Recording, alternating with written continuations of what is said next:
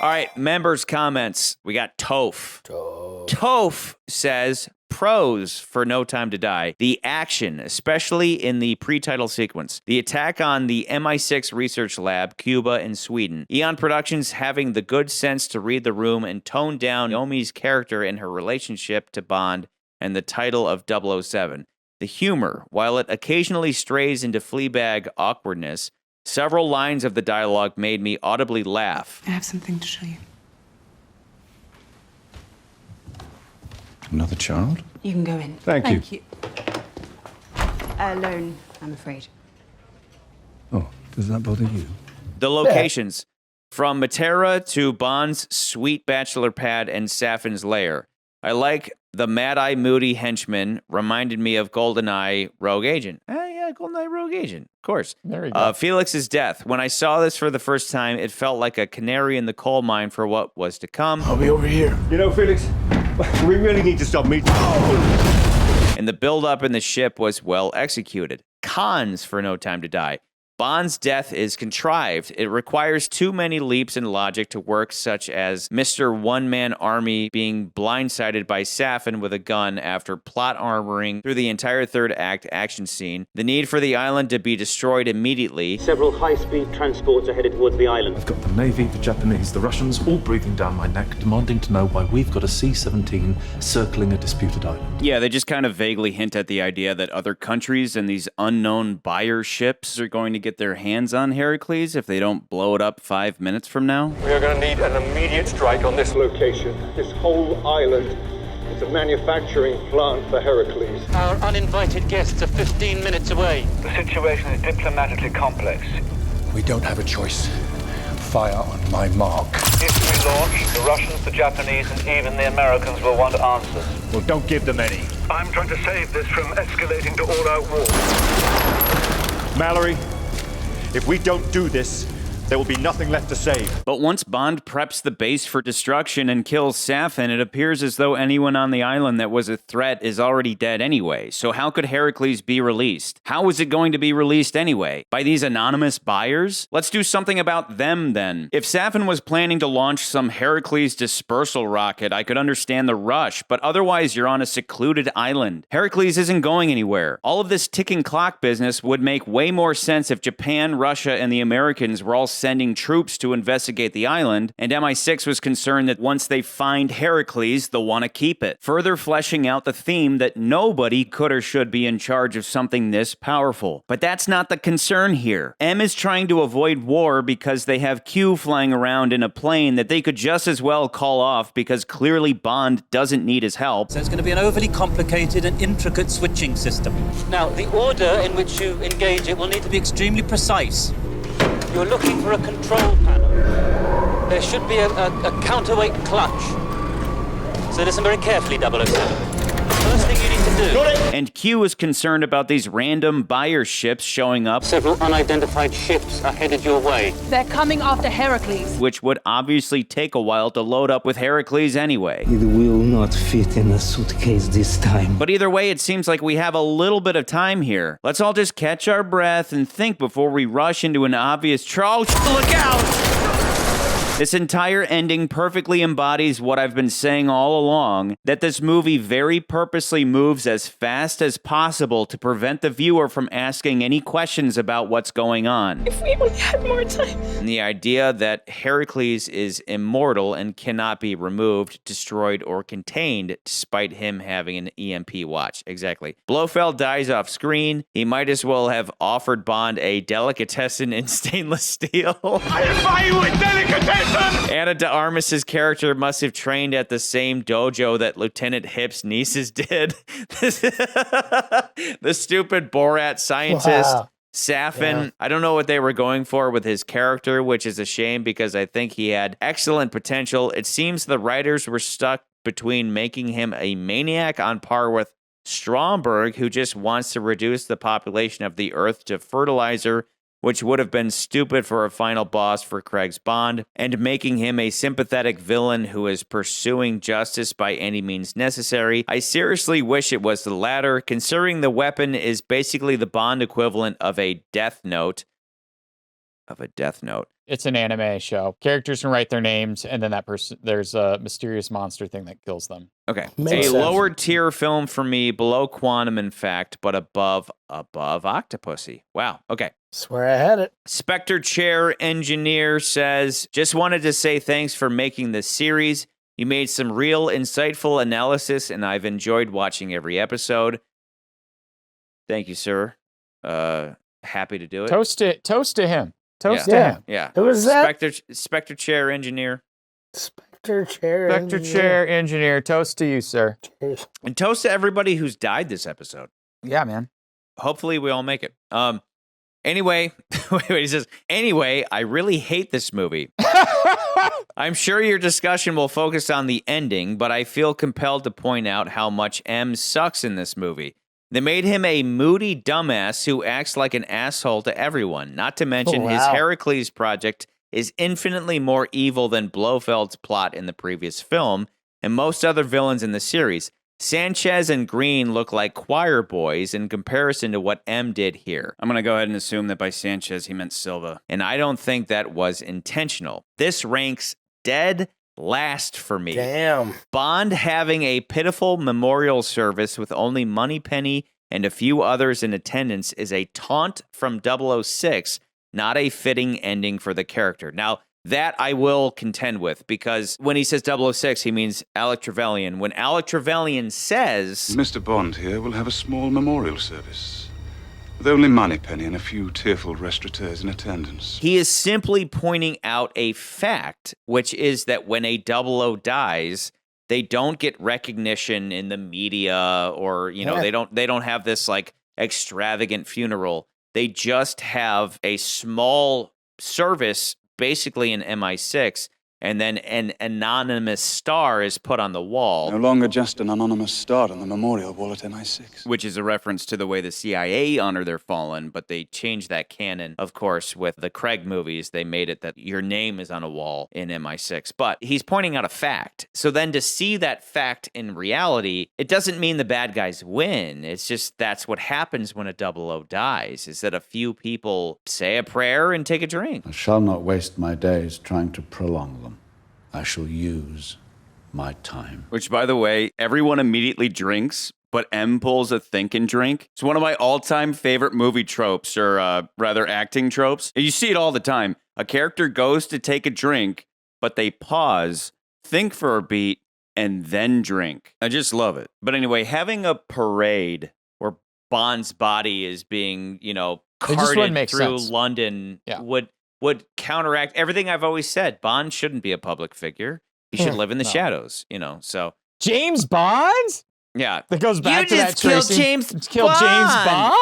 K1 says, it would seem there is an overabundance of time to die. Intro scene was okay, probably best part of the movie, but sets the tone for mopey, weepy Bond. Everything else sucked hard. Intro song sucked. Worst song in the series, and the visuals of Bond's history and legacy in ruins was appropriate. That's funny. If you're familiar with the first Metal Gear Solid game, there are more than a few similarities, mostly with the nano machine. Didn't you guys say this? The nano machine virus. Yeah, we did mention this. Killing Blofeld and all of Spectre felt like a waste after 40 years of trying to get the rights back. That's funny. Cuba scene is very overrated. The gunfights of this movie are just henchmen running in front of Bond to fall over. Yeah, that's true. Bond's daughter is lame as f***. He should have made a milk run the second he saw her. Don't f***ing kill Bond. The f***ing bad guy's name is Lucifer Satan. Yes. God, this movie f***ing sucks. Okay, K1 Bond's daughter is lame. Yeah. He should have made a milk run the second he saw her. That means, like, does that mean, like, go for milk and never come home? Why is his daughter a little bitch? She's a child. Why is she? Yes, she is a little bitch. She's obsessed with a thing called doo-doo. Yes, She it's a sucks rabbit. balls. She's Anyway. a child. So K1 All didn't right, like whatever. it. She should have picked up a gun and shot Yeah. somebody like her mom did. Kill everything. The Entertainer says, I often return to OHMSS in my reviews of Bond, in part because it's my favorite of the series, but primarily due to how many This is later when films Gertie- turn to its he read portrayal of Bond as more human and vulnerable for character development. Most people who dislike No Time to Die seem to take issue particularly with Bond's vulnerability and death. The film is a mirror of OHMSS, with Madeline and Mathilde riding off into the sunset on a similar road to the one where Tracy died. But while it dutifully pays homage, it also commits one of my cardinal sins in cinema, making the viewer think of a better film than the one they are currently watching. No Time to Die is tied not just to OHMSS, but also to Craig's debut, Casino Royale, and especially Spectre, to the extent that its own story becomes an afterthought. We don't get to know the villains or his motives, and while the story is primarily about Bond and his family, we barely have time for them either. Bond dying for the sake of his family isn't a bad story, but despite the overlong runtime, there's not enough space for that story to be told. Bond truly did not have time to die. However, unlike Spectre, this film is quite exciting and enjoyable. Again, it's definitely above Spectre. And while the story is flawed, it provides some sense of investment. The opening sequence is one of the best in a long time. It's a blend of excellently coordinated action with engaging character moments, which is a formula that returns throughout the film. Cuba, Salute. the Norway car chase, Nice moves, Bond. and the climax. It works more like a series of spectacular vignettes rather than telling a great overarching story. For me, the purpose of Bond has always been to tell a great story, but maybe not a story about the man himself. GoldenEye certainly proved that Bond still matters, but in the sphere of popular culture, not as a human being. Goldfinger, on the other hand, tells a great story through atmosphere, with Connery's portrayal of Bond as its primary vehicle. While OHMSS is a personal story for Bond, and more effectively so than No Time to Die, it also serves as a vehicle for the set pieces, and I similarly favor it for its atmosphere through cinematography, music, and sense of space. No Time to Die unfortunately fails to strike a similar balance. While No Time to Die might not stand the test of time as the profound Bond movie it tries to be, it's engaging, and with some of the best action in the series, I rank it at number 16, right below the Thunderball threshold. So, those comments are like, it's, but it's not complete. The Entertainer is saying kind of what we said. It's like Yeah. he said below Thunderball, we're saying below Tomorrow Never Dies. It's definitely on the bottom of the list, but just how far down do you put it because of how rushed it is? And the thing that you have to give it props for is that it is a series ender. Yeah. Everybody in attendance here agrees. Everybody who hasn't been killed by Nans agrees that the movie is at least better than You Only Live Twice for how emotionally, like the emotional punch it has, right? You Only Live Twice. It's a decent Bond movie, but it's so lackluster. This at least, even if you're just looking at that ending, this movie deserves some credit in that arena, right? But you can punch holes in it throughout. I mean, it's like, I can't put it any better than I did in my opener, where it's like, move on, move on, move on, move on. But then when we get to the ending, we really milk the death of Bond. That's enough for me to go, okay, it's better than You Only Live Twice. Right. But everything else is in question. Here's why I'm like still in that above Octopussy bandwagon right now. Because I think Octopussy, even like looking at some of the movies in that realm, right? Octopussy, Living Daylights, I just felt the villains were very kind of forgettable. And as much as Safin's plans are not quite clear, he's memorable enough that leaves me with an impression that I'm like, yeah, I can, and his plan or whatever he's doing is probably more dastardly than a lot of other Bond villains. With Octopussy, the villains are kind of like, who? Like, I'm like, who are these Kamala Khan and some Russian general. Kamal Khan, he's a classy Bond bad guy, though. You could poke a million holes in his scheme, but he actually is intelligent, and he actually knows what he's trying to accomplish. And same with the Russian general. This movie, once you get to that moment where it's like, oh, we're going to sit down with Safin, and we're going to find out what his worldview is. His worldview is literally like, people want to be dead. You're like, what? What are you talking about? Yeah, people want to be dead, and I'm going to help them be dead. Okay. Why? Who are you trying to kill, Safin? I get that you wanted to kill Spectre. Everything was good up until then. But then after that, for some reason, you don't provide any insight into why you're killing millions of people, potentially billions of people worldwide. Who's going to die and who's not going to die? I still think regardless of that, I think when you look at the plans for Octopussy versus the plan in this movie, I just feel like they're just almost as equally ridiculous. Like they're just like, there are a million holes in both of these plans. And it's like startling, and they're just like, yikes. But all those other movies are simpler. You want to rank it too high, okay? Guys. What? I'm going to be honest with you two. You are the two most annoying people to argue with. Here's where I'm at. I have the perfect point that will make this movie a higher rank. Wait.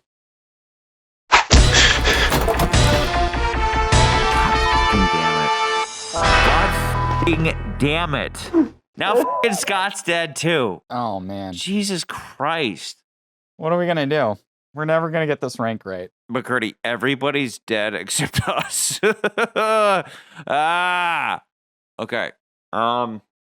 Where the do we rank this movie then? I will call it a day if we put it above Die Another Day. How about that? Let's talk about that. So why do you not want to put it above Die Another Day? As I said before, every scene feels like it's written by someone new. Like a game of screenwriting telephone. As an example, Madeline has that scene where it's like, have her go drink some tea. Perhaps we should have some tea. Make her see the light. No, you can't separate us! Betty! And then she's like, this tea that I've never seen before, but you just put in front of me, it'll blind you. Do you know what this flower does? It makes you blind. If I threw this tea in your face, it would blind you. Yeah. And so he leans in and she throws it in his face. Yeah. But then also he comes back later and he's fine. He's not blind. He's fighting Bond just fine with his one eye or like his two eyes. My general thing with this script, between the action sequences in this movie, the at least Spectre and all the other movies for whatever, but with the Madeline daughter, all that, like those core things in the story, I actually really think rise above everything else in the movie outside of the convoluted plot and stuff. And I will more be on board with like a story of emotionality than I'm gonna be on with something with a little more like, oh, it's just action movie for sake of action movie. And that's what I feel about Die Another Day. Is I feel like Die Another Day is a lot of just action movie shit. And I can already read you ahead here where you're like, well, but remember that villain's motivations are pretty clear and he is fun. I see that. But at the end of the day, I'm also like, I will gravitate more towards Bond's heartbreak, Bond finding out he has a daughter and the complications of that. Because I even love just that little tiny scene we get of him carving the apple and handing it to her. It's just like, I love that stuff. At that point, would you put it above Diamonds Are Forever based on the same logic? I might. Because I could see, like, I'm in the realm of, like, because Diamonds Are Forever is the movie that doesn't give a shit, that does do some wacky bullshit. Just wacky, like, the movie things that knows what it about. is from beginning to end. It does wacky This bullshit. movie doesn't really know what it is from beginning to end. True. Again, the big problem with Die Another Day is that it starts one way and it ends another. That's the problem with it. Diamonds Are Forever knows what it is from beginning to end. That's why they are what they are. Right. In that realm, it's like, yeah, I think there's some matchup to be had. But again, I'm going to go towards beautiful story over general plotty action stuff.